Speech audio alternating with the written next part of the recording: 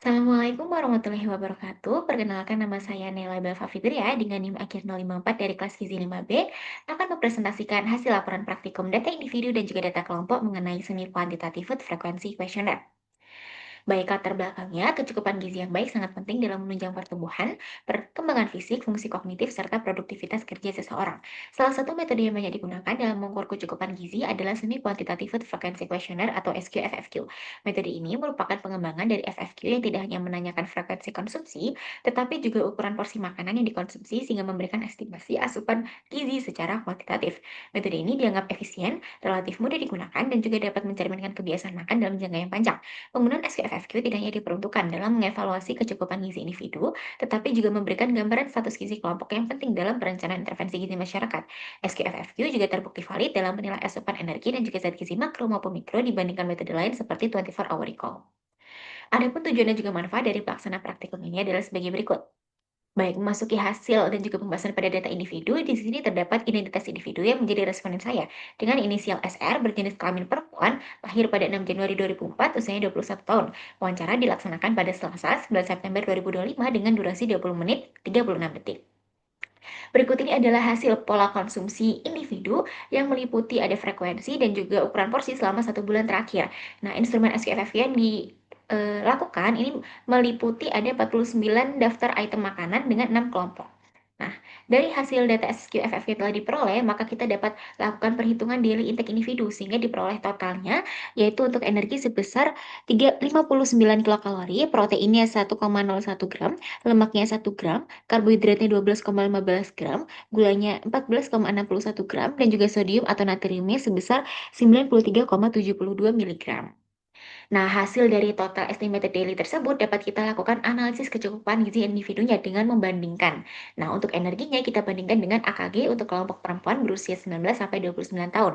Untuk makronya yaitu protein, lemak dan juga karbohidrat kita bandingkan dengan nilai AMDR dari AKG, yaitu AMDR yaitu acceptable macronutrient distribution range. Untuk protein yaitu sebesar 10 sampai 35%, lemaknya sebesar 20 sampai 35%, sedangkan karbohidrat sebesar 45 sampai 65%. Adapun untuk mikronya kita bandingkan dengan nilai batas atas dari standar Kemenkes. Nah, hasil analisis tersebut dapat kita lihat pada tabel di mana ternyata untuk asupan energi dan juga makronya itu masih di bawah rentang atau di bawah standar sehingga masih dibilang belum mencukupi. Sedangkan untuk mikronya itu belum melebihi batas cut off atas sehingga masih terbilang normal. Nah, hal ini menunjukkan adanya ketidakseimbangan asupan energi dan juga zat gizi makro akibat pola makan yang belum beragam. Hal tersebut dapat memicu risiko defisit energi dan juga zat gizi makro yang pasti dapat mengaruhi status gizi individu, yaitu dapat menyebabkan underweight. Nah, namun hal ini tuh tidak selaras dengan perhitungan BMI dari responden, yaitu sebesar 20,28 kg per meter kubik, yang mana hasil tersebut itu termasuk dalam kategori normal. Sehingga hasil ketidakcukupan gizi ini itu dapat diperoleh dapat dipengaruhi oleh faktor lain selain asupan makan, seperti bias ingatan responden yang berujung pada underreporting, maupun daftar jenis item makanan pada SKFF ini yang ternyata belum lengkap, yaitu belum mencakupi sumber protein dan juga sumber lemaknya. Selanjutnya memasuki hasil dan juga pembahasan pada data kelompok. Di sini terdapat rekapan total daily intake untuk 17 responden berjenis kelamin perempuan dengan umur dari 19 sampai 21 tahun. Di sini dapat kita ketahui asupan maksimal dan juga asupan minimal dalam kelompok tersebut, di mana asupan maksimalnya dapat dilihat pada individu yang memiliki blok kotak merah ya, di blok kotak merah, sedangkan untuk yang minimalnya diberi blok kotak kuning. Nah, dari total rekapan tersebut dapat kita ketahui juga rata-rata asupan kelompok yaitu untuk energinya sebesar 1033 kilokalori, untuk proteinnya 27 gram, lemaknya 16 gram, karbohidratnya 208 gram, gulanya 84 gram, dan juga untuk sodium atau natriumnya sebesar 451 miligram. Hasil rata-rata asupan gizi kelompok tersebut, selanjutnya kita analisis kecukupannya dengan mekanisme cara yang sama dengan sebelumnya ya. Nah, hasil dari perbandingan tersebut dapat kita ketahui bahwa ternyata untuk asupan energi dan juga makronutrien untuk kelompok itu tuh masih berada di bawah dari standar sehingga masih dibilang belum mencukupi. Adapun untuk mikronya itu ternyata untuk gula itu ternyata sudah melebihi batas atas dari standar Kemenkes, sedangkan untuk natriumnya masih berada di bawah sehingga masih dalam kategori normal, sehingga hal ini mencerminkan pola konsumsi kelompok yang masih belum seimbang dikarenakan terjadi defisit energi dan juga zat gizi makro di samping surplus asupan gula. Nah, hal ini mengindikasikan adanya kecenderungan kelompok dalam mengonsumsi makanan ringan yang tinggi gula di samping dengan makanan kelompok pokok. Selain itu, instrumen SPFFQ sendiri itu juga kebanyakan itemnya itu merupakan item dari makanan ringan dan juga minuman berkemasan, yang mana pasti lebih tinggi gula ya. Jadi bisa memungkinkan hasil dari, asupan gula yang lebih tinggi.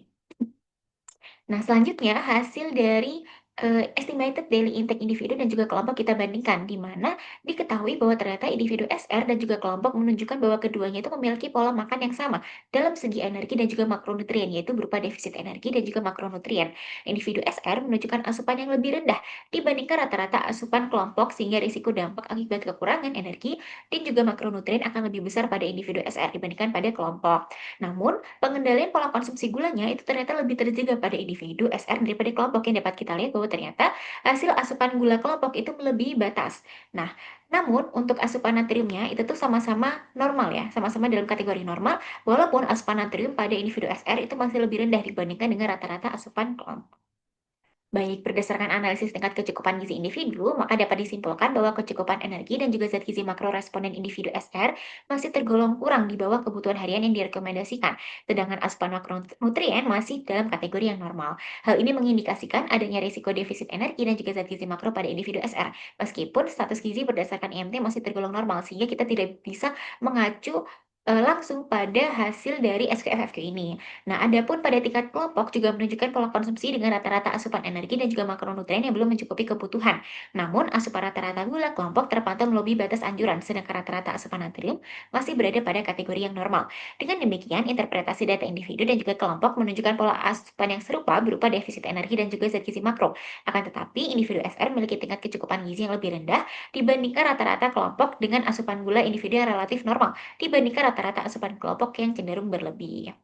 Saran yang dapat diberikan, yang pertama adalah perlu meningkatkan konsumsi makanan sumber protein hewani dan juga nabati serta lemak yang sehat. Yang kedua, perlu membatasi konsumsi makanan atau minuman tinggi gula seperti minuman kemasan dan juga snack manis agar tidak melebihi rekomendasi harian khusus untuk responden kelompok. Kemudian yang ketiga, metode SPFFQ perlu dikembangkan lebih lanjut dengan memasukkan daftar jenis makanan yang lebih lengkap untuk meningkatkan akurasi penilaian asupan gizi, yaitu dengan dimasukkan juga sumber protein dan juga sumber lemak. Nah, yang terakhir disarankan untuk mengombinasikan SPFFQ dengan metode lain seperti 24-hour recall untuk mengurangi bias pelaporan dan mendapatkan gambaran asupan gizi yang pastinya lebih valid dan juga akurat. Nah, sekian penjelasan dari saya, kurang lebihnya mohon maaf. Terima kasih atas waktu dan perhatiannya. Wassalamualaikum warahmatullahi wabarakatuh.